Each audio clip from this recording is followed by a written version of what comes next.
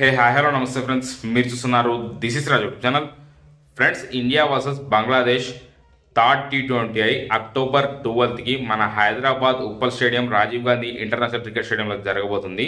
ఈ అక్టోబర్ 12కి జరిగేటువంటి third T20 మ్యాచ్కి సంబంధించిన టికెట్ సేల్ అనేది మీకు పేటిఎం ఇన్సైడర్లో 5th అక్టోబర్ ఆఫ్టర్నూన్ 12:30 PM అయితే స్టార్ట్ అవుతాయి. అప్పుడు మీరు టికెట్ అయితే బుక్ చేసుకోవచ్చు. టికెట్ ప్రైస్కి సంబంధించినటువంటి డీటెయిల్స్ అయితే ఇంకా బయటికి రాలేదు, కానీ టికెట్ సేల్ గురించి సంబంధించినటువంటి అప్డేట్ అయితే వచ్చేసింది. అప్డేట్ ప్రకారం చూసుకుంటే మీకు అక్టోబర్ 5th ఆఫ్టర్నూన్ 12:30 PMకి మీకు టికెట్లు అనేవి సేల్కి అయితే వస్తాయి. అప్పటి నుంచి మీరు టికెట్లు అయితే బుక్ చేసుకోవచ్చు. మీరు టికెట్లు బుక్ చేసుకోండి.